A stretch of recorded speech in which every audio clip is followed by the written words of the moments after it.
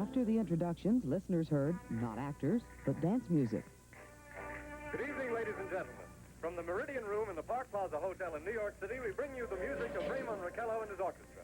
With a touch of the Spanish, Raymond Raquello leads off with La Comparsita. Listening in Chicago was a teenager looking for some background music to accompany homework, Steve Allen. I just flipped around the dial at random and selected some dance music. All I heard of at first was the dance music, which was quickly interrupted by what appeared to be an authentic news bulletin. We interrupt our program of dance music to bring you a special bulletin from the Intercontinental Radio News.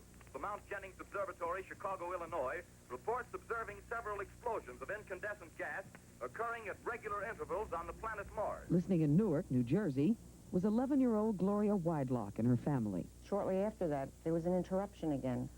And the interruption was that there was something happening in Grover's Mill, New Jersey. It is reported that at 8:50 p.m., a huge flaming object, believed to be a meteorite, fell on a farm in the neighborhood of Grover's Mill, New Jersey, 22 miles from Trenton. The flash in the sky was visible within a radius of several hundred miles.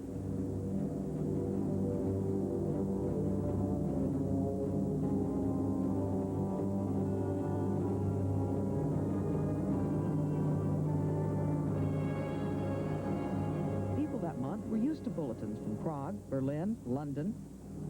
But suddenly, a small farm town in New Jersey took on the same national spotlight. I turned up the volume, and that attracted my aunt and mother's attention.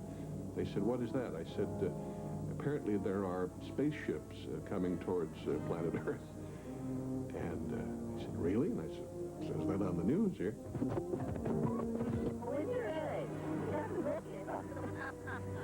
In Grover's Mill and other places, many people missed the announcement that it was only a play. They joined the broadcast in the middle after listening to something else. That happened to the family of Richard Stives. We were all listening to Charlie McCarthy, and then we got a little bored, I guess. That's what it was. And somebody pushed the button, and that's when we hit the right button. I don't know what the radio station was then, and we heard Grover's Mill. Somebody said, "Leave it there. Wait, leave it there. Let's see what it's all about." Something's happening. Ladies and gentlemen, this is terrific. He was describing, here, these things are coming out of this machine. You could hear the people telling the crowd to get back and everything, you know. And you know, it's, like I say, you know, it was so frightening.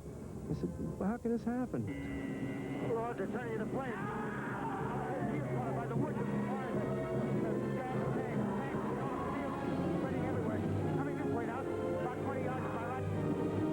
Seems to be a huge ball of fire, and it's picking up speed, and ahead of it there seems to be heat, an intense heat. Things are burning in its path, and then we didn't hear the announcer's voice at all. The dying announcer was one trick being played back at the CBS studios. Putting on an actor that sounded like FDR was another. Citizens of the nation, I shall not try to conceal the gravity of the situation that confronts the country. And while we didn't say, "This is the President of the United States talking to you," the voice was sufficiently resemblant that the inference was obvious. That was the only, I thought, sort of naughty thing we did that night. Everything else was just good radio. Here is a bulletin from Basking Ridge, New Jersey. Coon hunters have stumbled on a second cylinder similar to the first, embedded in the Great Swamp 20 miles south of Morristown.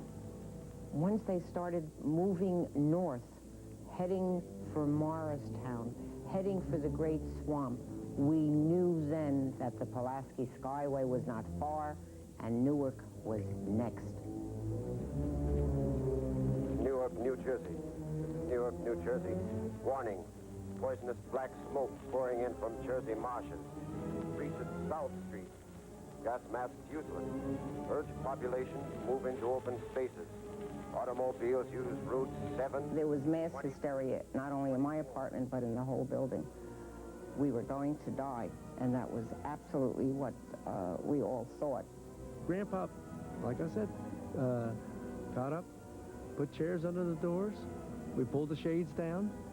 We all sat around the radio. Quietly, my father got away from the table, and he was wetting towels and he started to put the towels around the window because the gases would be coming first.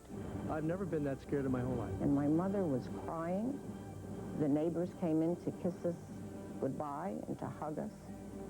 My mother tried to make a phone call to her father and her sisters in New York, but she could never get through. The lines were very busy. She just wanted to say goodbye. A bulletin is handed me. Martian cylinders are falling all over the country. One in Chicago.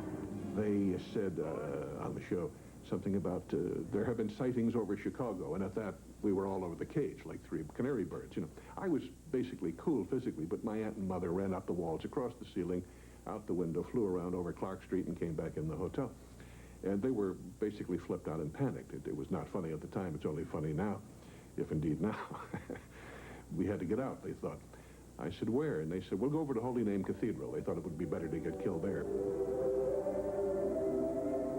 People are holding service here below us in the cathedral. This may be the last broadcast. This is the end now. Smoke comes out, black smoke drifting over the city to reach Times Square. People are trying to run away from it, but it's no use. Then we burst into the lobby, which to our great surprise was absolutely calm. People reading, smoking cigars, dozing in the chairs by the potted palms. And something immediately told me that that was inconsistent with the end of the world. There should be a little more excitement when the end of the world comes along, for gosh sakes. You know, a few car crashes in the street or something. And then at that moment I noticed that in the radio that was playing in the lobby area, there was another program on. And what little I knew about life, I knew that if there was a big event such as the final days or whatever, it really would not be One Network's exclusive. Original dramatization. By the time of the commercial break, many people weren't listening.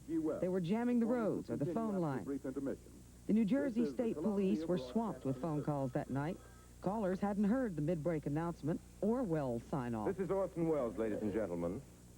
Out of character, to assure you that the War of the Worlds has no further significance than as the holiday offering it was intended to be.